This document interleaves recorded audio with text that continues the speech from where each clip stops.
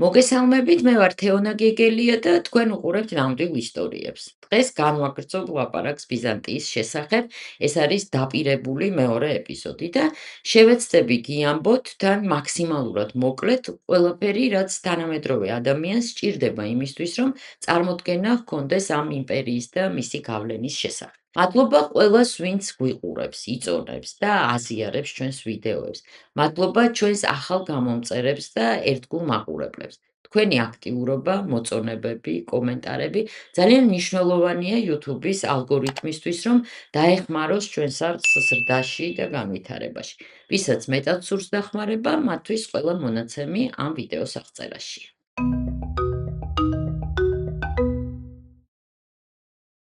პირველ ეპიზოდში ვილაპარაკეთ ცრუ თუ სწორ წარმოდგენებზე ბიზანტიის შესახებ, რომლებიც საუკუნეების განმავლობაში დამკვიდრდა. ვისაც არ უნახავს ეს ეპიზოდი, მათთვის ძალიან მოკლედ გავიმეორებ, რომ ასეთი სახელწოდებით არც ქვეყანა და არც იმპერია არ არსებობდა, ხოლო მისი მცხოვრებლები თავს თვლიდნენ რომაელებად. ეს იყო რომის იმპერიის გაგრძელება, აღმოსავლეთ რომის იმპერია, მაგრამ ჰქონდა საკუთარი დასაწყისიც და დასასრულიც. როდის იწყება ბიზანტია? უმრავლესობა ფიქრობს, რომ ის იწყება მაშინ, როდესაც სრულდება რომის ისტორია. ეს მოსაზრება არის ერთი წიგნის უზარმაზარი გავლენის შედეგი და ამაზე ვილაპარაკეთ პირველ ეპიზოდშიც. ეს წიგნი დაწერა ედუარდ გიბონმა და მას ჰქვია რომის იმპერიის დაცემის და რღვევის ისტორია. მე-18 საუკუნეში დაწერილი ამ წიგნის გავლენა იმდენად ძლიერია, რომ ის კარნახობს ისტორიკოსებსაც და არასპეციალისტებსაც, რომ მესამე-მეშვიდე საუკუნეებს, რომელსაც დღეს სულ უფრო ხშირად უწოდებენ გვიან ანტიკურ ხანას ან ადრე ბიზანტიურს, ამ პერიოდს შეხედონ როგორც რომის იმპერიის ძველი დიდების დაის, ორი მთავარი ფაქტორის გამო. ერთი ეს არის ძველი გერმანელების შემოსევა და მეორე ის, რომ ქრისტიანობის სოციალური როლი გაიზარდა. მე-4 საუკუნეში ქრისტიანობა გახდა დომინანტი რელიგია. ბიზანტია, რომელიც მასობრივ ცნობიერებაში არსებობს როგორც პირველ რიგში ქრისტიანული იმპერია, აღიქმება როგორც იმ კულტურული დაცემის მემკვიდრე, რაც მოყვა გვიან ანტიკურ პერიოდში მასობრივ გაქრისტიანებას. ის აღიქმება როგორც რელიგიური ფანატიზმის ცენტრი, რომელიც სტატიკურად უძრავი სახით გაგრძელდა 1000 წელს. ამიტომ გიბონის თვალით თუ შევხედავთ, გვიანი ანტიკურობა, ეს არის ანტიკურობის ტრაგიკული და შეუქცევადი დასასრული, მაგრამ ნახევარ საუკუნეზე მეტია ისტორიკოსები ასე აღარ ფიქრობენ. განსაკუთრებით პრიმიტიულად გამოიყურება წარმოდგენა, რომ რომის იმპერიის კულტურის ნგრევაში საბედისწერო როლი შეასრულა მასობრივმა გაქრისტიანებამ. გვიანი ანტიკურობის კულტურა არ იყო აგებული წარმართულის, ანუ რომაულის და ქრისტიანულის, ანუ ბიზანტიურის დაპირისპირებაზე. სინამდვილეში ის ბევრად რთულად იყო მოწყობილი მისი შემქმნელების და მომხმარებლების თვალში. იმ პერიოდის ქრისტიანებისთვის ვინმეს რომ ეკითხა, რომაულს და რელიგიურს შორის კონფლიქტი ხომ იგულისხმებაო, ძალიან გაუკვირდებოდათ. მე-4 საუკუნეში რომაელი ქრისტიანებისთვის არ იყო პრობლემა ჰქონოდათ მაგალითად საყოფაცხოვრებო ნივთი, რომელსაც გამოსახული იქნებოდა წარმართი ღმერთი შესრულებული ანტიკურ სტილში. მომავალი ბიზანტიის ტერიტორიაზეც იგივე ხდებოდა. წარმართულს და ქრისტიანულს უპრობლემოდ აზავებდნენ მხატვრულ ხერხებში. მაგალითად, მე-6 საუკუნეში ქრისტეს და წმინდანების გამოსახულებები შექმნილია ტრადიციული ეგვიპტური სამარხების პორტრეტების ტექნიკით. ყველაზე ცნობილი ასეთი გამოსახულებებია ფაიუმის პორტრეტები, რომლებიც ეგვიპტეში გავრცელებული იყო ჩვენი წელთაღრიცხვის პირველ-მესამე საუკუნეებში. სულაც არ ცდილობდა გვიანი ანტიკური ხანის ქრისტიანული ვიზუალი დაპირისპირებოდა წარმართულ რომაულ ტრადიციას. ხშირად პირიქით ხდებოდა, იცავდა და მისდევდა მას. ზუსტად ასეთი წარმართულის და ქრისტიანულის შესავება ხდება გვიან ანტიკურ ლიტერატურაშიც. მე-6 საუკუნეში პოეტი არატორი რომაულ ტაძარში წაიკითხავს ჰეგზამეტრულ პოემას მოციქულთა საქმეებზე, რომელიც დაწერილია ვერგილიუსის სტილში. მე-5 საუკუნის ქრისტიანიზებულ ეგვიპტეში, სადაც ამ დროისთვის უკვე საუკუნეზე მეტია სხვადასხვა სამონაზვნო ფორმა არსებობდა, ნონოს პანოპოლელი წერს იოანეს სახარების პარაფრაზს, ჰომეროსის ენით და ინარჩუნებს არამხოლოდ მეტრს და სტილს, არამედ შეგნებულად ცესხულობს მისგან ფრაზეოლოგიზმებს და მთელ მხატვრულ შრეებს მისი ეპოსიდან. ამიტომ მომავალი ბიზანტია იბადებოდა ეპოქაში, რომელშიც ურთიერთკავშირები რელიგიას, მხატვრულ ენას, მის აუდიტორიას, ასევე ისტორიული ძვრების სოციოლოგიას შორის იყო რთული და არა პირდაპირი. მათში იყო იმ მრავალშრიანობის პოტენციალი, რომელიც მომავალში განვითარდება ბიზანტიურ ისტორიაში საუკუნეების განმავლობაში. ბიზანტიაში ლაპარაკობდნენ ერთ ენაზე და წერდნენ სხვა ენაზე. ეს ენობრივი სურათი არის მართლაც პარადოქსული. იმპერია, რომელსაც არა უბრალოდ პრეტენზია ჰქონდა, რომ რომის იმპერიის მემკვიდრე იყო და მისგან გადაიბარა ინსტიტუტები, არამედ პოლიტიკური იდეოლოგიითაც იყო რომის იმპერია, არასდროს ლათინურად არ ლაპარაკობდა. ლათინურ ენაზე ლაპარაკობდნენ მხოლოდ დასავლურ პროვინციებში და ბალკანეთში. მე-6 საუკუნემდე ლათინური რჩებოდა სამართლის ოფიციალურ ენად. უკანასკნელი საკანონმდებლო კოდექსი, რომელიც 529 წელს გამოქვეყნდა ლათინურ ენაზე, არის იუსტინიანეს კოდექსი. ამის შემდეგ კანონებს გამოსცემდნენ ბერძნულ ენაზე. ლათინურმა გაამდიდრა ბერძნული და ბევრი სიტყვა ასესხა. პირველ რიგში სამხედრო და ადმინისტრაციული სფეროებისთვის. ადრე ბიზანტიური კონსტანტინოპოლი ძალიან მიმზიდველი იყო კარიერის თვალსაზრისით ლათინი გრამატიკოსებისთვის, მაგრამ ამის მიუხედავად ლათინური არ იყო ნამდვილი ენა ადრეული ბიზანტიისთვისაც კი. ისტორიკოსები ვერ ამბობენ ზუსტად რა მომენტში ხდება რომის იმპერატორი ბიზანტიის იმპერატორი, რადგან მათი ინსტიტუტები ფორმალურად იყო იდენტური და მკაფიო საზღვარს ვერ გაავლებ. ამიტომ ამ კითხვაზე პასუხი შეიძლება ეძებო არაფორმალურ კულტურულ სხვაობებში. რომის იმპერია ბიზანტიურისგან იმით განსხვავდება, რომ ბიზანტიურში ერთმანეთს შეერწყმება რომის ინსტიტუტები, ბერძნული კულტურა და ქრისტიანობა და ეს სინთეზი ხდება ბერძნული ენის საფუძველზე. ერთ-ერთი კრიტერიუმი, რასაც მეცნიერები ეყრდნობიან, ეს არის ენა. ბიზანტიის იმპერატორისთვის, განსხვავებით რომაელისგან, ბევრად იოლია ილაპარაკოს ბერძნულად, ვიდრე ლათინურად.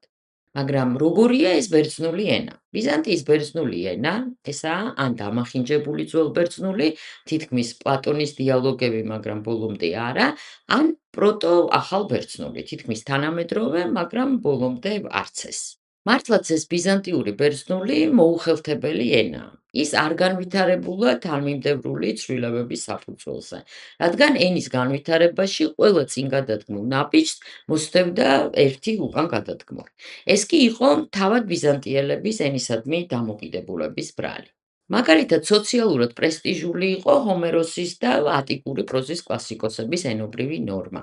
კარგად წერა ნიშნავდა ისტორიის ისე წერას, როგორც წერდნენ ქსენოფონტი და ფუკიდიდი, ხოლო ეპოსი უნდა გეწერა ისე, რომ ჰომეროსისგან ვერ გაერჩიათ. განათლებულ ბიზანტიელებს იმპერიის მთელი არსებობის განმავლობაში სთხოვდნენ პირდაპირი გაგებით ელაპარაკათ ერთ შეცვლილ ენაზე და ეწერათ სხვა კლასიკურ უძრაობაში ჩარჩენილ ენაზე. ეს ენობრივი გაორება ბიზანტიური კულტურის ძალიან მნიშვნელოვანი დამახასიათებელი ნიშანია. სიტუაციას ართულებდა ის, რომ ჯერ კიდევ უძველეს კლასიკურ პერიოდში ყველა ჟანრზე მიმაგრებული იყო კონკრეტული დიალექტური თავისებურებები. მაგალითად, ეპიკური პოემები უნდა ეწერათ ჰომეროსის ენაზე. სამედიცინო ტრაქტატები იონიურ დიალექტზე ჰიპოკრატეს მსგავსად. იგივე ხდება ბიზანტიაში. ფრაზა უნდა აეწყოთ, როგორც ჰომეროს ჰქონდა აწყობილი. სიტყვებიც მასავით უნდა შეერჩიათ. სიტყვები ისე უნდა ებრუნებინათ და ეუღლებინათ, როგორც ამას ჰომეროსი აკეთებდა, ანუ ისე, როგორც ეს ხდებოდა იმ ცოცხალ მეტყველებაში, რომელიც ათასობით წლის წინ მოხდა. ოღონდ ანტიკურად ცოცხლად და მარტივად წერა ბევრს არ გამოსდიოდა. ამიტომ ამ idеალის მიღწევისას ბიზანტიელი ავტორები ზომიერების გრძნობას კარგავდნენ, როდესაც ცდილობდნენ თავიანთ კერპებზე უკეთ დაეწერათ. იმავე დროს ეს ენობრივი სტიქია მაინც თავის საქმეს აკეთებდა. ის თუ როგორ იცვლებოდა სალაპარაკო ენა, ეს ჩანს ხელნაწერების გადამწერთა შეცდომებში, არა ლიტერატურულ წარწერებში, ხალხური ენით შექმნილ ლიტერატურაში. კონსტანტინოპოლის ელიტის შექმნილ ძეგლებში ხშირად იყენებდნენ უბრალო ქალაქური მეტყველების ელემენტებს. მე-12 საუკუნიდან ეს იქცა ნამდვილ ლიტერატურულ მოდად. ერთი და იგივე ავტორები ერთ დღეს ქმნიდნენ დახვეწილ პროზას, მეორე დღეს კი ლამის ქუჩურ ლექსებს წერდნენ.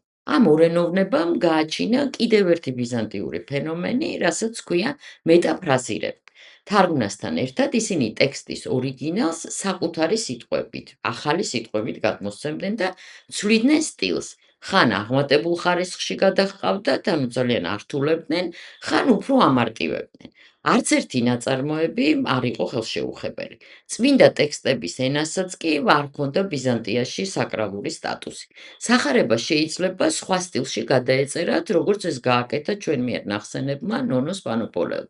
და ამის გამო ავტორს ანათემას არავინ გადასცემდა. მხოლოდ 1901 წლის ნოემბერში მოხდება ის, რომ სახარების თარგმნა სალაპარაკო ახალბერძნულ ენაზე ათენის ქუჩებში გამოიყვანს ენის რეფორმის, მისი განახლების მომხრეებს და მოწინააღმდეგეებს, რასაც პოლიციასთან შეტაკებები და მსხვერპლიც მოჰყვა.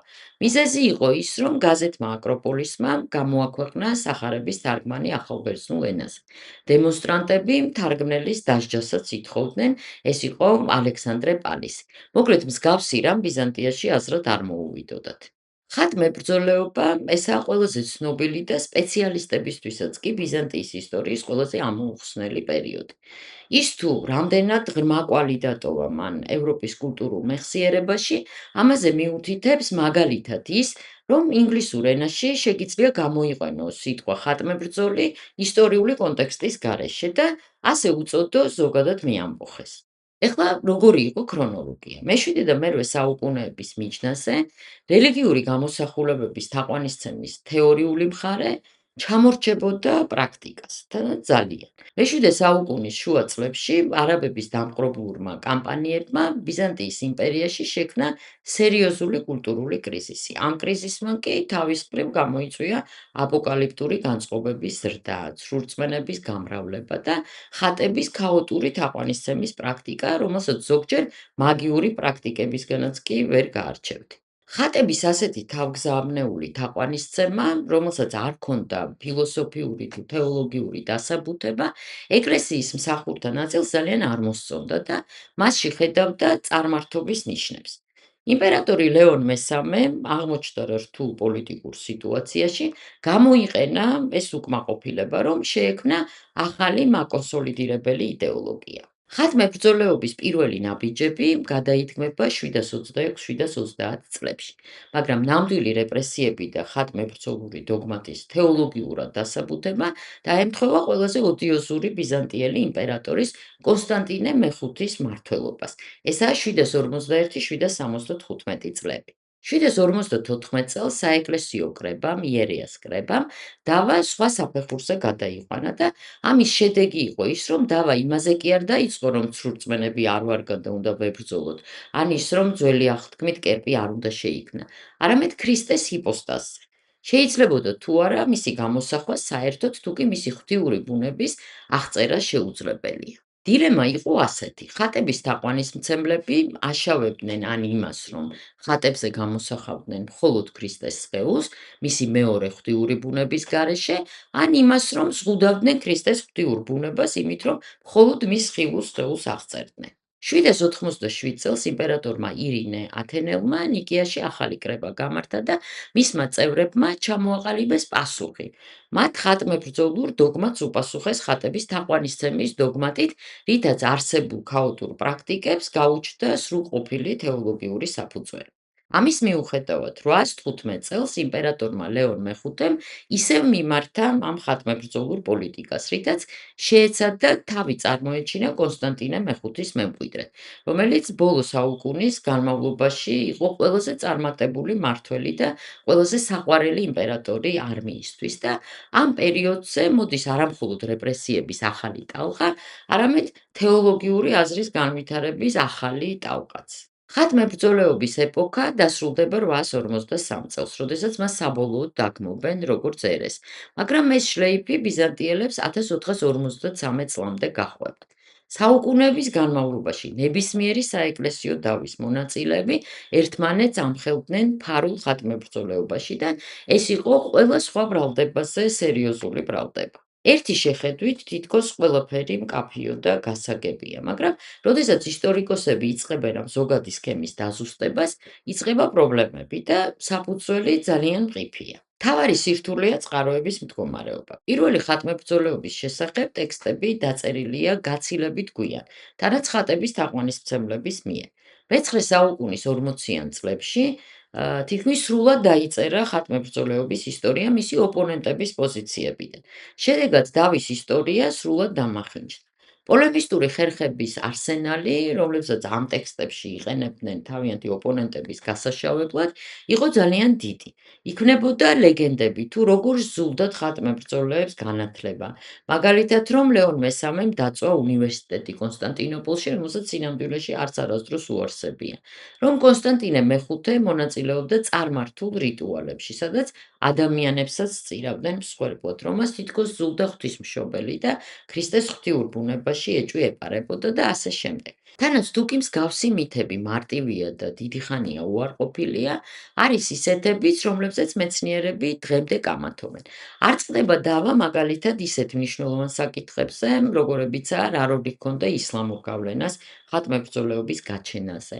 რა დამოკიდებულება ჰქონდათ რეალურად ხატმებრძოლეებს წმინდანების კულტთან და მათ წმინდა ნაწილებთან. სიტყვა ხატმებრძოლიც კი შეურაცხყოფელი იარლიყია და ის მოიგონეს და დაამკვიდრეს ხატების თაყვანისმცემლებმა. ხატმებრძოლეების სწავლებას რომ გაემარჯვა, დღეს ის იქნებოდა მართლმადიდებლური, ხოლო ოპონენტების სწავლება ხატების თაყვანისცემაზე იქნებოდა მიუღებელი და ეხლა ვილაპარაკებდით არა ხატმებრძოლეობაზე, არამედ ხატების თაყვანისცემის პერიოდზე ბიზანტიის ისტორიაში.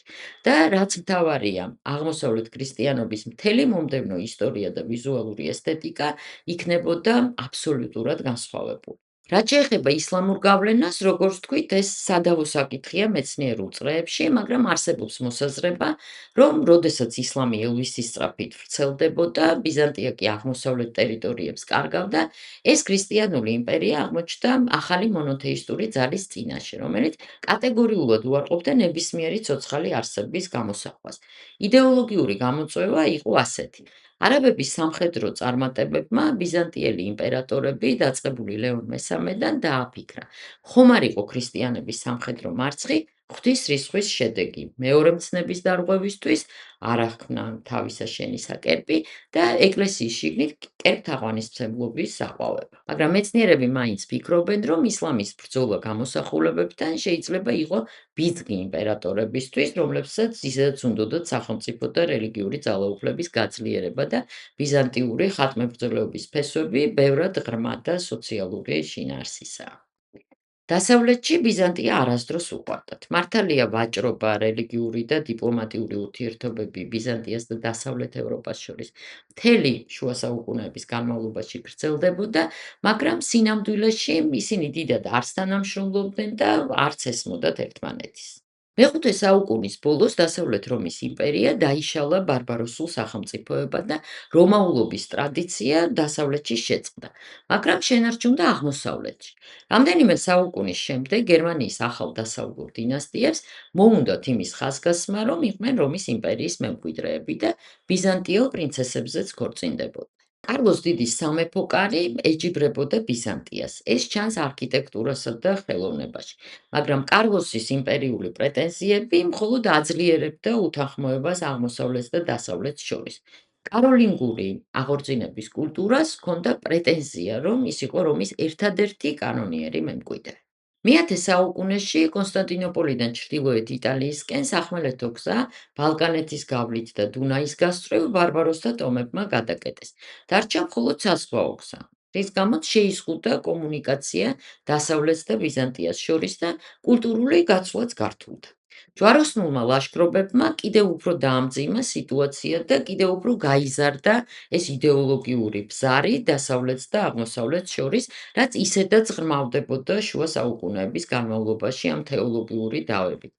მეოთხე ჯვაროსნული ლაშქრობის ორგანიზატორმა პაპმა ინოკენტი მესამემ და ეს ლაშქრობა 1204 წელს კონსტანტინოპოლის აღებით დასრულდა, ღიად გამოაცხადა, რომ საღვთო კანონით რომის ეკლესია იყო პირველი ეკლესიათა შორის. შედეგად მოხდა ისე, რომ ბიზანტიელებმა და ევროპელებმა ერთმანეთის შესახებ ცოტა რამ თუ იცოდნენ, მაგრამ ერთმანეთის მიმართ მტრულად იყვნენ განწყობილები. მე-14 საუკუნეში დასავლეთში აკრიტიკებდნენ ბიზანტიურ სამღვდელოებას და ამბობდნენ, რომ მათი გარყვნილების ბრალია, რომ ისლამმა ამდენ წარმატებას მიაღწია. მაგალითად, დანტეს მიაჩნდა, რომ სულთანი სალადინი გაქრისტიანდებოდა, მაგრამ არ გააკეთა ეს, იმდენად არამიმზიდველი იყო ბიზანტიური ქრისტიანობა. დანტეს დროს დასავლეთის ქვეყნებში ბერძნული ენა თითქმის არავინ იცოდა. იმავე დროს ბიზანტიელი ინტელექტუალები სწავლობდნენ ლათინურს, იმისთვის რომ გადაეთარგმნათ თომა აქვინელი, მაგრამ დანტეს შესახებ წარმოდგენა არ ჰქონდათ. თურქების შემოსევის და კონსტანტინოპოლის დაცემის შემდეგ მე-15 საუკუნეში სიტუაცია შეიცვალა. ბიზანტიურმა კულტურამ დაიწყო ევროპაში შეღწევა ბიზანტიელ მეცნიერებთან ერთად, რომლებიც თურქებს გაექცნენ. ბერძნებმა ჩაიტანეს ანტიკური ნაწარმოებების ბევრი ხელნაწერი და ჰუმანისტებს გაუჩნდათ საშუალება ბერძნული ანტიკურობა ორიგინალებით შეესწავლათ და არა რომის ლიტერატურით და იმ მცირერიცხოვანი ლათინური თარგმანებით, რაც დასავლეთში იყო ცნობილი. მაგრამ აღორძინების ეპოქის მეცნიერებს და ინტელექტუალებს აინტერესებდათ კლასიკური ანტიკური პერიოდი და არა ის საზოგადოება, რომელმაც ის შემოინახა. გარდა ამისა, დასავლეთში ძირითადად ის ინტელექტუალები გარბოდნენ, ვისაც სამონაზვნო იდეები და იმ დროის მართლმადიდებლური თეოლოგია არ მოსწონდა და პირიქით მოსწონდათ რომის ეკლესია. მათი ოპონენტები კი ფიქრობდნენ, რომ პაპისთვის დახმარების თხოვნას ჯობდა თურქებთან მოლაპარაკება. ამიტომ ბიზანტიური ცივილიზაცია ისე უარყოფითად აღიქმებოდა. თუკი ძველი რომაელები და ბერძნები იყვნენ მათიანები, ბიზანტიაზე ევროპულ კულტურაში ჩამოყალიბდა წარმოდგენა როგორც რაღაც აღმოსავლურ და ეგზოტიკურზე, ზოგჯერ მიმზიდველზე, მაგრამ ხშირად მტრულსა და უცხოზე, ისეთი ევროპული იდეალებისთვის, როგორიც იყო გონიერება და პროგრესი. ევროპული განმანათლებლობის იდეამ ბიზანტიას საერთოდ ხაზი გადაუსვა. ფრანგი განმანათლებლები მონტესკიე და ვოლტერი აიგივებდნენ მას დესპოტიზმთან, ფუფუნებასთან, მდიდრულ ცერემონიებთან, სრურწმენებთან, ზნეობრივ და ცივილიზაციურ დაცემასთან და კულტურულ სიცარიელესთან. ვოლტერის აზრით ბიზანტიის ისტორია იყო მაღალფარდოვანი ფრაზების და რელიგიური სასწაულების აღწერის უღირსი კრებული, ადამიანების გონების შეურაცხყოფა. მონტესკიე კი თვლიდა, რომ კონსტანტინოპოლი დაეცა იმიტომ, რომ რელიგიის დამღუპველმა გავლენამ ყველგან შეაღწია, საზოგადოებაშიც და ხელისუფლებაშიც.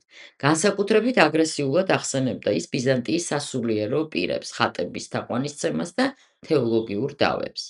ასე იქცა დასავლეთის წარმოდგენაში ბიზანტია ბნელი ბარბაროსული აღმოსავლეთის ნაწილად, რომელიც რატომღაც თავის თავში მოიცავდა ბიზანტიის იმპერიის მთავარ მტრებსაც მუსლიმებს. ეს მითოლოგიური წარმოდგენა ბიზანტიის შესახებ ბოლომდე დღემდე არ გამქრალა, მათ შორის ისტორიულ მეცნიერებაშიც. ეხლა როდის დასრულდა ბიზანტია? 1935 წელს გამოქვეყნდა რუმინელი ისტორიკოსის ნიკოლაე იორგას წიგნი „ბიზანტია ბიზანტიის შემდეგ“. ამ წიგნის გამოქვეყნების შემდეგ ასე მოიხსენიებენ ბიზანტიურ კულტურას, რომელიც 1453 წელს იმპერიის დაცემის შემდეგ არსებობდა. ბიზანტიური ცხოვრება და ინსტიტუტები ერთი ხელის მოსმით არ გამქრალა, ისინი შენარჩუნდა დასავლეთ ევროპაში გაქცეული ბიზანტიელი ემიგრანტების წყალობით, თავად კონსტანტინოპოლშიც, რომელიც თურქებმა დაიპყრეს, ასევე ეგრეთ წოდებული ბიზანტიის თანამეგობრობის ქვეყნებში, რომლებზეც ბიზანტიამ პირდაპირი გავლენა მოახდინა: ჩეხეთში, უნგრეთში, რუმინეთში, ბულგარეთში, სერბეთში და ძველ რუსეთში. საქართველოსთვის ეს იყო ძალიან მძიმე პროცესების დასაწყისი, ის მოწყდა ქრისტიანულ სამყაროს, დაკარგა მთავარი კულტურული და პოლიტიკური მოკავშირე აღმოსავლეთში და დარჩა ოსმალეთის პირისპირ, რასაც მოჰყვა ჩვენი იზოლაცია განსაკუთრებით ევროპისგან და დაჩქარდა ქვეყნის დაშლის პროცესი. რაც შეეხება იმ ქვეყნებს, რომლებიც ვახსენე, მათ შეინარჩუნეს ბიზანტიის მემკვიდრეობა რომაული სამართლის ნორმებში, რელიგიაში, ლიტერატურის და ხელოვნების სტანდარტებში. იმპერიის არსებობის ბოლო 100 წლის განმავლობაში ორი ფაქტორი უწყობდა ხელს. ერთი მხრივ კავშირების განახლებას ბიზანტიას და მართლმადიდებელ ხალხებს შორის და მეორე მხრივ ბიზანტიური კულტურის გავრცელების ახალ ტალღას.